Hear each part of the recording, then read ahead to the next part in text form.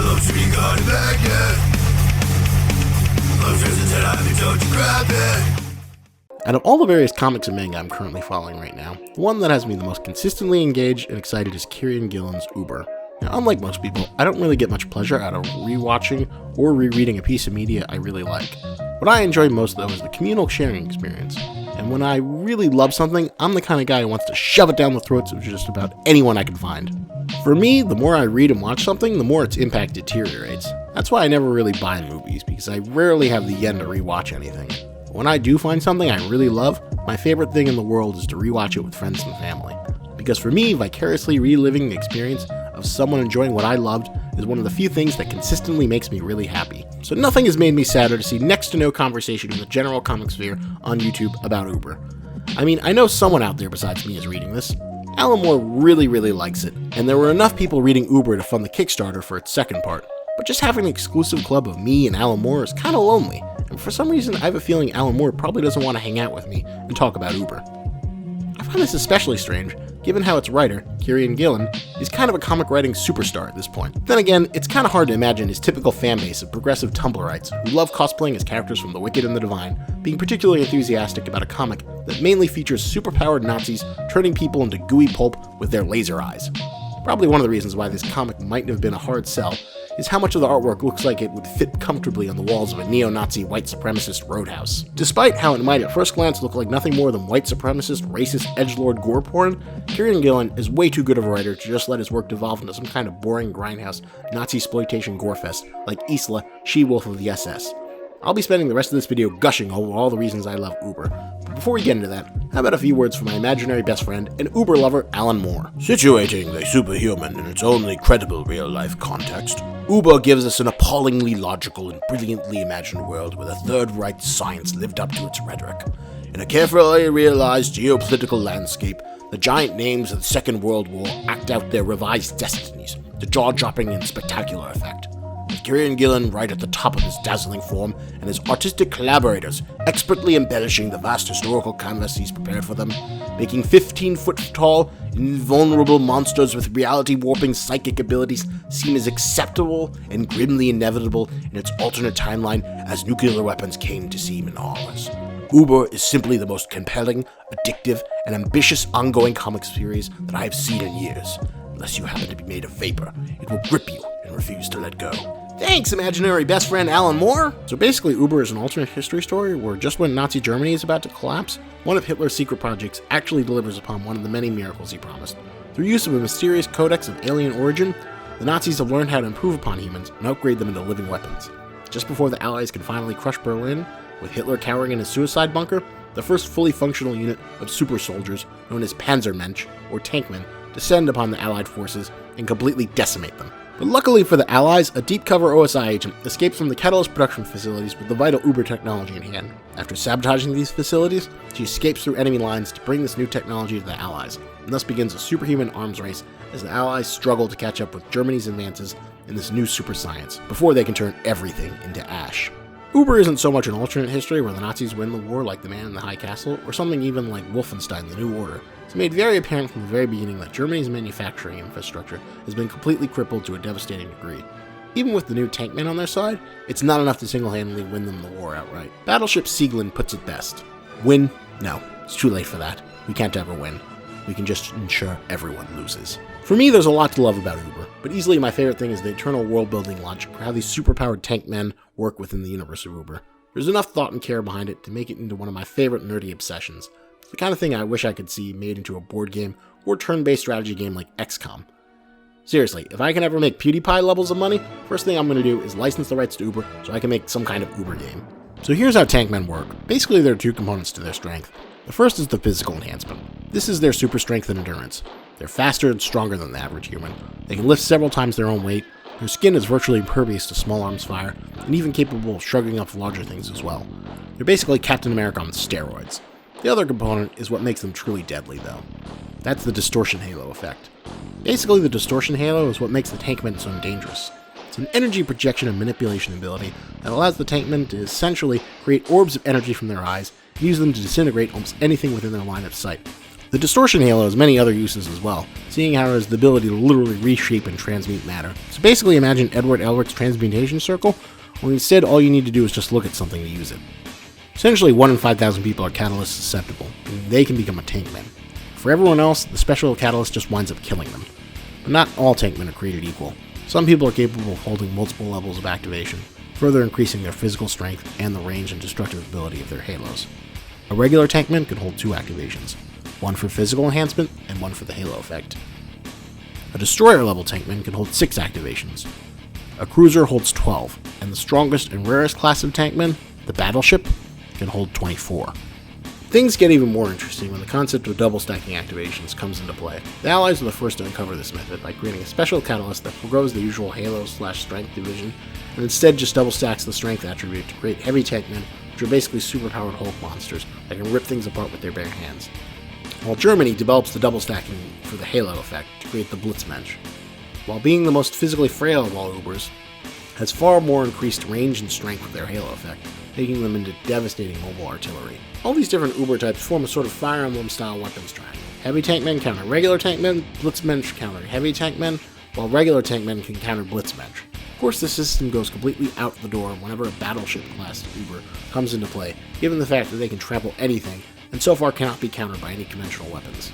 The tankmen aren't completely invincible. They all reach a fatigue period after overexerting themselves over a period of time, and if they push themselves any further after that, then they tend to break down. A great exception to this are the battleships, which are nearly invincible titans of the battlefield that offer little in the way of any conventional military counter, except perhaps when faced by someone else who's also a battleship. Germany's dominance in the superhuman arms race is due to the fact that they took the time to develop and field 3 of these behemoths, and there's little the Allies can do other than throw their resources into the Uber meat grinder and hope for the best. It takes about a month to make a tankman, and a battleship can be anywhere between 3 to 6 months before they're fully activated. Uber takes the traditional superpowered slugfest and sprinkles all kinds of real-world factors into it, like research and development, production time, and military economics. Traditional superpowered heroics that might dominate in an old-school Captain America story matter little here. If anything, Kieran Gillen's cold, detached mode of storytelling in Uber leads to a universe where heroism and heart can almost never outmatch the cold, bitter truth of reality. Another thing I love about Uber is the faux historical narrative Kieran employs throughout the entire series. He has a sort of historical narrator discussing all of the major battles and how they come to affect the larger course of the war. At its best, it feels like you're watching a History Channel documentary into an alternate universe. This helps make all of the more pulpier elements of Uber feel incredibly grounded. That and the incredible amount of research that Kieran Gillen puts into fleshing out his alternate history makes reading Uber feel like a much more tactile experience. Even more amazingly, while on the surface Uber might not appear to be nearly as progressive as Kieran's work on Young Avengers or The Wicked and the Divine, but he still manages to sneak in his progressive storytelling values while still working within the realistic constraints of the not-so-progressive 1940s setting. Uber features a global spanning cast that sports men, women, people of different races, and sexual orientations. Hell, Kieran even has one of the German battleships be a gay man who winds up taking his revenge on Hitler. But Kieran Gillen doesn't let his progressive values blind him from the harsher truths of that setting. For example, 2 of the American battleships are African American. Because it's 1940s America, and Jim Crow is still alive and well, the American military doesn't want to activate them to their fullest potential, because they're terrified of the implications of what could happen after the war, when they're expected to go back to being second-class citizens. While heartbreaking and stupid, this is sadly a very accurate representation of the fears of that era, and to a certain extent the fear that still persists to this day. What makes Uber so engaging, aside from the great research, attention to detail, and wonderful character writing though, are the greater themes that Kieran manages to thread through his work. Essentially, among many other things he does so well is to use the device of superpowers to re-examine World War II. Generally in most media, World War II is known as the Good War. It's a conflict with very little ambiguity, unlike something like the First World War, or the Vietnam War that would follow. It is very clear good guys and the world's first real supervillain. The people from that era are often referred to as the greatest generation, and because of this sense of reverence, the less than savory aspects of the war tend to get glossed over in the general consciousness of pop culture. What Uber does is use its superpowered conceit to re-examine the human cost of World War II. The best example of this is when Stalin gets his hands on the Uber technology. Soviet push into Berlin is completely routed, and now the Nazis are marching to Moscow again.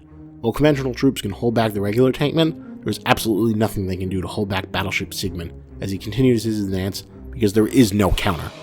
Stalin is a penal colony from the Berlin route that is about 420,000 soldiers. If the Soviet Union is going to do anything against the German advance, they need tankmen, and they need them now. The scientists warn him that only 1 in 5,000 people is catalyst susceptible, but Russia cannot wait for the time needed to implement the test. So Stalin has all 420,000 soldiers administered with the catalyst, with hopes of building an army in 84.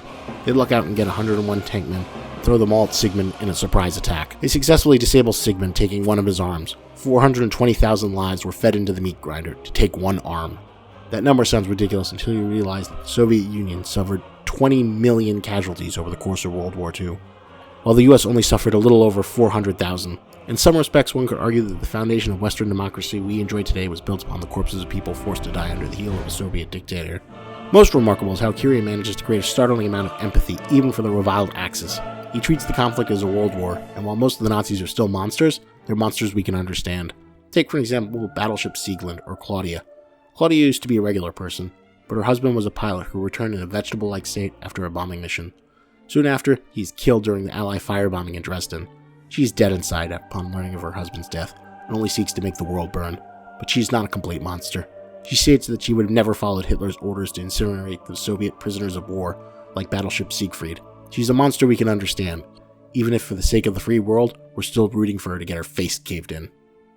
Aside from all the strategizing meetings with military figureheads and the glorious gore that defines most of Uber's combat, there's still the central idea about the death of creativity. Germany uncovers a miracle technology that could fundamentally solve all of the world's problems. Later on in the series, we see that the distortion halo can be used to literally transmute almost any material desired. It can create an infinite amount of food, it can instantly make buildings. It is a miracle which could lead to the total and utter betterment of mankind, but of course it is mostly used as a tool for destruction. It's very telling that generally the most creative person in the series is also the most powerful. The Russian battleship Maria Andreevna is the only living person to ever challenge one of the Nazi battleships and win. She also figures out a way to activate herself by creating her own source of the catalyst, and maxes out her halo effect to the degree where she can level cities, repair her formerly mangled hand, and shape the battlefield to her liking. But her free will, independence, and creativity ultimately prolong the war, given the fact that after she frees the motherland from the Nazi tankmen, she basically says fuck it and refuses to fight anymore. And there is no one on Earth who has the power to make her do otherwise, which is the wonderful dilemma of superpowers that no one else has really bothered to explore. So after listening to me rant and rave about my love for Uber and you're still not convinced to take the plunge, then there's one last thing I'd like to do to maybe convince you otherwise. There are two amazing scenes from the series which I'd love to share with you in a bit of a dramatic retelling. The first one is a bombastic, show-stopping set piece worthy of an HBO season finale. It shows the high level of suspense and scale Uber can operate when it's at its peak. The other is a more somber piece of brilliant character writing, which also demonstrates Kirian at his best in fleshing out two rather minor characters in the most sad and poignant way possible. So if you don't like spoilers, I'd recommend you look away. But if you really want to see why I think this series is an all-timer, then continue watching. So for the first scene, a bit of setup. Hitler loves big flashy displays of power, and though the Allies are catching up in the human weapons R&D arms race, Germany still has 3 battleships that have no conventional military counter, and Hitler intends to make use of that. One of the other projects he'd had in development, alongside the Ubers, was of course the B-2 rocket. While the progress was slowed, it never stopped. To continue his grand spectacle of horror, Hitler launches a B-2 rocket from Europe aimed directly at London. It's largely inaccurate, but with manual controls that doesn't matter. The rocket doesn't need to destroy anything, it just needs to deliver its payload of Battleship Sieglinde. Thus begins the first London Blitzkrieg. With the Allies taken completely by surprise, what few troops they have can barely do anything to contain Sieglinde, as she makes her way toward Whitehall to decapitate the British High Command, gunning for Winston Churchill himself. There are local tankmen within the area serving as bodyguards, but there are not nearly enough of them. Without the element of surprise, they are quickly dispatched by Sieglinde with little effort. But Britain has 2 more cards to play. The fruits of the Allies' R&D research into Uber technology have finally borne fruit. The British heavy tankmen are deployed to the field for the very first time. They proceed to battle Sieglinde. Their enhanced strength and speed is far greater than that of the normal tankmen, but it simply isn't enough to surpass the range of the battleship. Sieglinde easily overpowers the heavy tankmen and makes her descent towards the war room, leaving the British with only one final option. Try and get out any way you can, or hide. You never know your luck. What are you going to do? I'm not a runner. Sir, heroism is not what we... I'm a fat old man, for God's sake. I can't run. Stephanie? Miss Cohen, how is she? She's almost ready. She can deploy. Is she actually ready? Or is she still at risk for being another Colossus? Say it, woman! The latter, sir. At all costs, keep her away from the battle. Britain needs her. Sir, with the greatest of respect. Please, you've plenty of old farts, unless you've kept a whole army of superfellows secret for some manner of hilarious, if ill-considered jape. We've only got one of her. This would be a damn good time to reveal it to Jape, Stephanie. I'm sorry, sir. No jape. Good knowing you, Stephanie. Don't blame yourself for any of this. Get a move on, girl. We haven't got all day. The next scene is far more sedate and was perhaps one of my favorite pieces of character writing in all of Uber. Some time has passed since Churchill's death. Leah Cohen has taken on his namesake to become His Majesty's Human, the HMH Churchill, as she's become fully activated as the world's first heavy battleship, focused entirely on strength. But she still remains untested in the field. On the eve of the largest conflict in the entire superhuman-powered war, the British do some field testing to prepare her to be deployed in combat. No, I can't. She's hysterical. I can't. Trust us, we've done the math. You'll hit terminal velocity and be fine. Hell, you'd probably walk out of one of the Yank A-bomb explosions. Little fall isn't going to hurt you. What could go wrong, eh? Look at you, the worst has already happened. For God's sake, Duncan. I'm scared of heights. I'll go up with you. I'll jump with you. I'll hold your hands as long as I can, then parachute. I've fallen out of planes on purpose a few times. You're in good hands. Thank you, Dunkirk. Howard. Thanks for the save. The girl was hysterical. And if the test fails, it could be good for a destroyer class like you. We've got a theory that we could use our skeleton for anti-Uber armor. Should be close to indestructible. It's the worst thing about being like this. Can't punch men like you anymore. She's a hero. I'm envious. I wish I could do what you're about to. You may even like this. Don't push it. 2, 1. You're on your own. See you at the bottom. Let go of me. You're breaking my fingers. Sorry. Thank you. I'm sorry. I'm still scared of heights. Now, I've been wanting to say this ever since they did me in Brussels. Bring me back a few arms. Don't listen to him. Heads first. I see. If they can't think, they can't fight. I know what I have to do. You're distracted. You have to stay focused on the job. What are you thinking about? The footage of the comps. Reminds me of why I'm doing this. Reminds me why I did this to myself. Do you know what a golem is? No.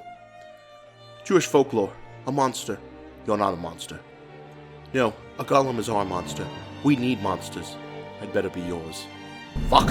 It's hell down there. Sorry for my language. I don't like to use obscenities in front of a lady. No. Say it.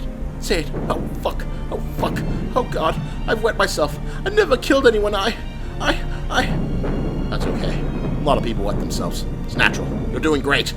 No, I'm lying. I was treating a man when I was first a nurse. I didn't know what I was doing. Misread a chart. Doubled the dose. Dead man. Only one? Christ, Leah. That's good. And you know it. And killing? Listen. I was 18 in 1918. I'm 45 now. I've been doing this for the best part of my life. Killing, the only thing that bothers me is that it never bothered me as much as it should. It's easy. It's easy as giving someone the wrong dose. Easy as falling out of a plane? Easier. I won't ruin what the outcome is for Leah or Dunkirk, but if you've been paying attention to Uber, it's obviously not going to be good. But I certainly hope you'll invest in the trades to find out more. So I hope after seeing all this, you'll understand why I love Uber so much. This is as good of a time as any to join me on the Uber hype train. Second part, Uber Invasion, has just started up. The Allies, with the help of Alan Turing, have finally managed to uncover a new Uber type completely separate from anything the Nazis had developed. Right now they're working on their R&D to bring it to the field, although they're struggling to making sure people actually survive the activation process. But I am so hyped to see whatever creation Kirian has planned next. So I hope you give it a read so we can discuss it in the comments below, because I fucking love Uber and want more people to talk about it with. Hey guys, so thank you so much for watching this video. This was definitely a beast to make and probably my most ambitious video essay project so far, but I hope you enjoyed it. If you look down below, I have affiliate links to all of the issues of the first part of Uber. I highly recommend you pick them up. You know, I wouldn't have spent 20 plus minutes gushing over why I love the comics so much and so many levels, and I didn't even cover anything. I didn't even mention you know, Kirian's alternate history as to why the Americans don't just use the atomic bomb on the German tankmen. I don't mention the Geltmensch. There's still all kinds of wonderful details that Uber is just absolutely littered with.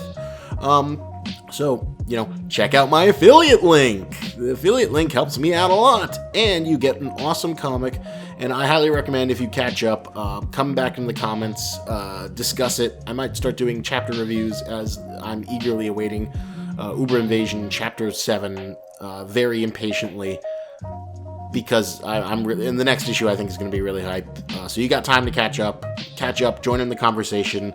I want someone else to talk about this with so badly, because nobody really seems to care about Uber except for me and Alan Moore, and I want more people to join the club to discuss this with. I know you guys are out there, and if you're not, definitely give it a try. Don't let the EC comic style gore and blood scare you away.